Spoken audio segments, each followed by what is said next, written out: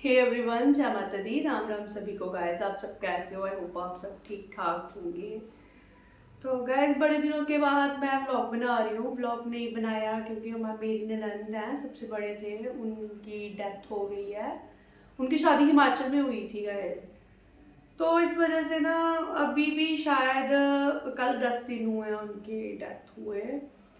तो व्लॉग नहीं डाल पाई मैं। तो उनको मतलब उनको बीमार नहीं थे वो, शायद उनका बीपी एकदम से बढ़ गया। वो अपनी ननंद के घर गए थे, तो बीपी ना उनका अचानक से बढ़ गया और उनको ब्रेन हैमरेज हो गया। और उसके बाद उनकी कोई 1.5 घंटे के बाद उनकी डेथ हो गई।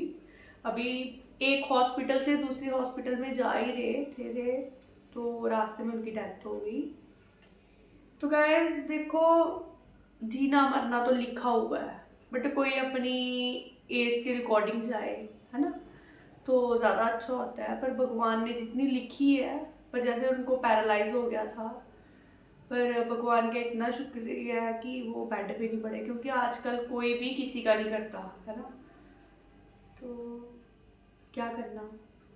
तो वही उनकी डेथ हुई थी, तो वो उनके ना जो ससुराल वाले थे, उन्होंने मोड़ में मकान देने आना था। तो हमारे यहाँ पे मतलब आज के दिन उन्होंने आना था।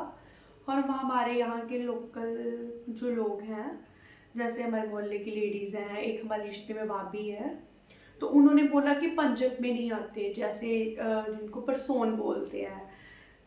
तो फिर मैंने उनको कॉल की। अभी मैं डायरेक्ट मना भी नहीं कर सकती थी, क्योंकि जो हमारे दीदी थे, तो एक दीदी थे, मैंने उनको बोला था कि आप उनको कॉल करके पूछो, मैं थोड़ी बिजी थी।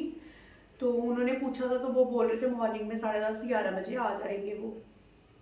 फिर मेरे को भी लगा कि मैंने अभी उनसे एक बार, उन्होंने दीदी ने टाइम पूछा, और फिर मैंने सोचा चलो मोहल्ले के साथ भी चलना पड़ता है ना, जो विचार बने हुए हैं उसको करना पड़ता है। फिर मैंने कॉल की, तो मैंने उनके बेटे को बोला कि ऐसी ऐसी बात है, बोलते हैं वो नहीं आते परसों में। तो उन्होंने अपनी ताई जी से बात करवाई। मैंने बोला अगर देख लेना, जैसे आपको ठीक लगे वैसे आप करना। तो उन्होंने बोला हमें नहीं पता, परसोन पड़े हुए हैं, मतलब पंजक पड़े हुए हैं, वो तो विचार हम भी करते हैं।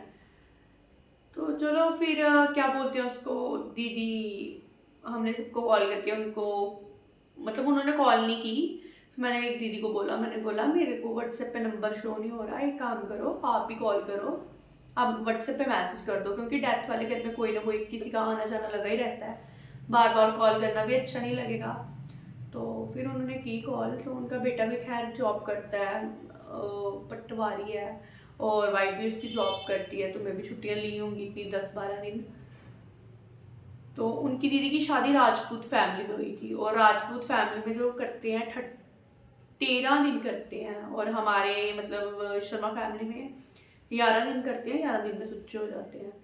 अब वो लड़का बोल, उनके वो घर वाले बोल रहे हैं जब हमें टाइम लगेगा तो हम वोट मकान देंगे, नहीं तो ऐसे करेंगे हम उनको पठानकोट में ही उनके घर के आसपास कहीं मंदिर के नज़दीक ही वहाँ पे दे देंगे, और जब उनके बेटे को टाइम लगेगा फिर वो सारे आ जाएंगे। तो ऐसे ही है यार, आजकल ना जिंदगी का कोई भरोसा नहीं है ना। तो इसलिए ना जिंदगी में ना कभी भी किसी के साथ ना, अगर कोई आपके साथ बुरा भी करता है ना यार, तो उसको भी माफ कर दो, क्योंकि कल का पता नहीं, भरोसा ही नहीं है आजकल जिंदगी का। जो सही है ना, वो देखो यार, छोटी छोटी एज में डेथ हो रही है, कुछ भी ना, आजकल ना कुछ कहा नहीं जा सकता।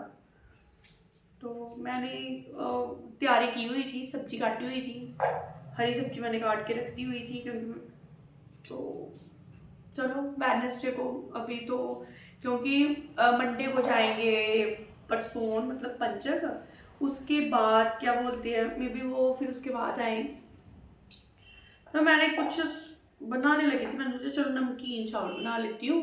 लतीक्षा ने बड़ी दिन से बोल रही थी मम्मा नमकीन चावल बनाओ, नमकीन चावल बनाओ, तो मैं आज उसको नमकीन चावल बना के देती हूँ। कल भी पता नहीं कड़म चावल बनाए थे मैंने, दही वाला कड़म बनाया था, जैसे कश्मीरी बनाते हैं बड़े बड़े, तो उसने उसने खाना नहीं खाया। फिर उसको मैंने आई थिंक मैगी बना के दी, तो वो उसने खा लिया। आजकल बड़े बच्चे बड़ी जिद करते हैं यार, उसको क्या करना, बच्चों के हिसाब से चलना पड़ता है।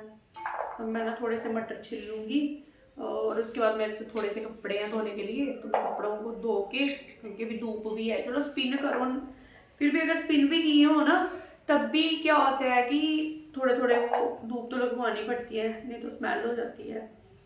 तो अब भी मैं फिर ये करके कपड़े धो लूँगी।